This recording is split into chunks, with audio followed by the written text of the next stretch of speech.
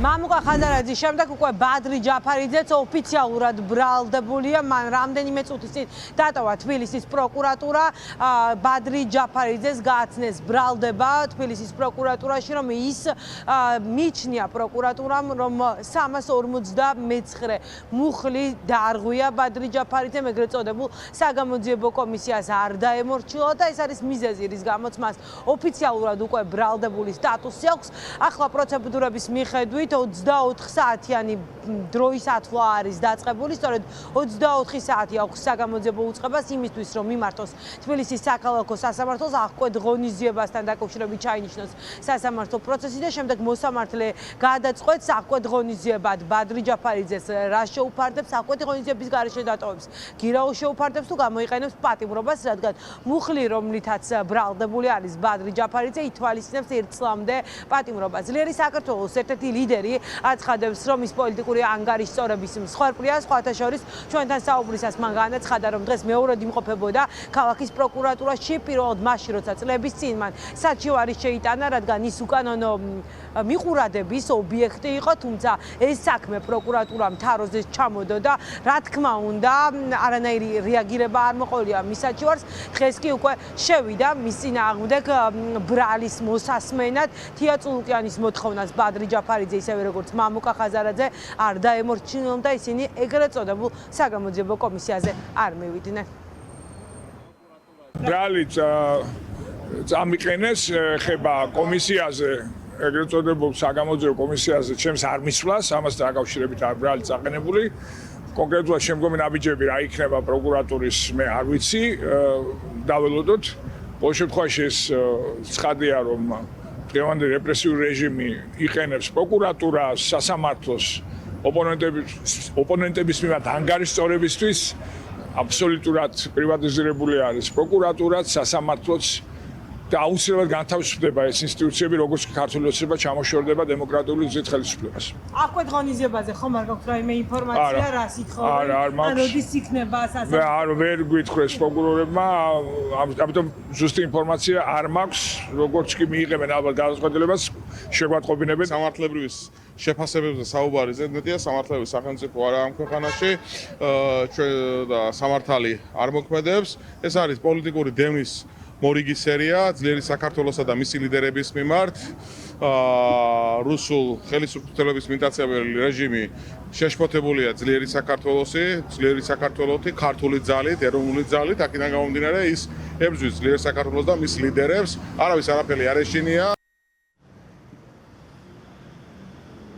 თია წულუკიანი ოცნების რეპრესიებს ასრულებს, შეიძლება ასე ჩაითვალოს, სწორედ მისი მოთხოვნით დაიწყეს მამუკა ხაზარაძისა და ბადრი ჯაფარიძის წინააღმდეგ სისხლის სამართლებრივი დევნა, თუმცა თია წულუკიანსაც მოუწევს სასამართლოში თავის მართლება, რადგან ძლიერი საქართველო ასაჩივრებს სწორედ თია წულუკიანის განცხადებებს, რომელიც უდანაშაულობის პრეზუმპციის დარღვევას გულისხმობს და ამასთან ერთად მედია საშუალებებში თია წულუკიანი აკეთებს განცხადებებს და დირექტივას გასცემს სასამართლოს მიმართ, თუ როგორი უნდა იყოს გადაწყვეტილება, რომელსაც ისინი მიიღებენ ეგრეთ წოდებული კომისიის სხდომაზე არ გამოუცხადებლობის გამო იმ ბრალდებულების მიმართ, რომლებიც ძალიან მრავლად იქნებიან ამ დღეების განმავლობაში, რადგან სრულად შეიძლება ითქვას, რომ ოპოზიციური სპექტრი უნდობლობას უცხადებს თია წულუკიანის კომისიას. ეგრეთ წოდებული კომისიის სხდომებზე გაჟღერებული ცრუ ბრალდებები თია წულუკიანის დამაზუსტებელი ბრჭყალებში კითხვები და მის მიერ პროპაგანდისტულ ეთერში გაკეთებული მამუკა ხაზარაძის და ბადრი ჯაფარიძის პატივისა და ღირსების შემლახავი ცილის მწამებლური მუქარანარევი განცხადებები შესაძლოა განვიხილოთ სასამართლოსთვის მითითებად. ეს კიდევ ერთხელ ადასტურებ, რომ ივანიშვილის თავარი სამიზნე რეალურად არის კოალიცია ძლიერი საქართველო, როგორც დამოუკიდებელი პროქართული პროევროპული ძალა. სანქცირებული მურუსიძის სასამართლოს პირობებშიც კი არ ვაპირებთ სამართლებრივი რეაგირების გარეშე დავტოვოთ კომისიაზე და პროპაგანდისტულ მედიაში გაჟღერებული პატივისა და ღირსების შემლახავი განცხადებები. სანამ თია წულუკიანი და რუსული ოცნების საბჭოთა ტროიკის მსგავსი კომისია წარსდგება დამოუკიდებელი ქართული სასამართლოს წინაშე, ჩვენ ახლავე დავიწყებთ სამართლებრივ პროცესს და ასევე მივმართავთ სტრასბურგის სასამართლოს, რათა საზოგადოების თვალში ვამხილოთ რეალური ზრახვები. ჩვენ ძალიან მარტივად ვამბობთ, რომ კოალიცია ძლიერი საქართველო დღეს არის თავარი ოპონენტი ბიძინა ივანიშვილს ეშინია კოალიცია ძლიერი საქართველოს ლიდერები.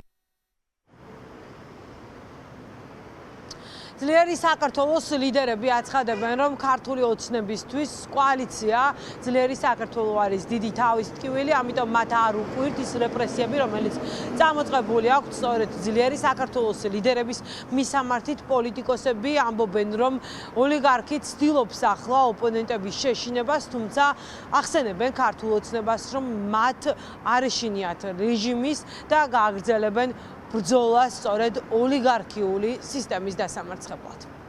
ჩვენი კოალიცია ხუმრობთ, რომ აქ შეგვიძლია ოფისს გადმოვიტანოთ, რაც მოვიტანოთ რა ტანსაცმელი, მაგიდები დავაწყოთ და ძირითადად მაინც აქ ავართ. დაჭერიში არა აქვთ, შეეშინდათ როგორც ხაზარაძის, ასევე ბრადრი ჯაფარიძის დაჭერა. ნახოთ, ჯერ ახლა ბრალი არ წარუდგენია, მაგრამ იცით ხაზარაძის შემთხვევაში მხოლოდ 50,000 ლარიანი გირაოა. მეტი თავიდან დაიწყეს ძალიან დიდი ბაქიბუქით, მაგრამ ის რიხი არ აქვს. მარგარეტ ტეჩერის მანჯურიული ვერსია წულუკიანი, ხო? ვითომ ძალიან მკაცრი რო უნდა რომ იყოს და ძალიან სასაცილო რო არის სინამდვილეში, რომ რაღაც მას რო იყენებს. იმ კომისიაში 8 წევრიდან 3 არის ნაციონალური მოძრაობის ყოფილი მაღალჩინოსანი. ერთ-ერთი კაცი ზის, რომელიც იყო შინაგან საქმეთა მინისტრის მოადგილე ნაციონალური მოძრაობის დროს. რას იძიებენ ერთი გამაგებია. ჩვენი პარტნიორები ელოდებიან ინფორმაციას იმაზე, რა ხდება ხო ქვეყანაში. და დინამიკა, რომელიც ივანიშვილმა შექმნა, არის მე ვიტყოდი სწრაფი რეგრესი. გაძლიერებული დევნა არის ძლიერი საქართველოს ლელოს ლიდერების წინააღმდეგ, მუქარა რო აიგრძალება პოლიტიკური პარტიები. მე ვფიქრობ, რომ ამას ყველაფერს სწორად მოყვება ის, რომ უკვე 200-მდე ადამიანი, 200-ზე მეტი არის სანქცირებული რეჟიმის წარმომადგენლების.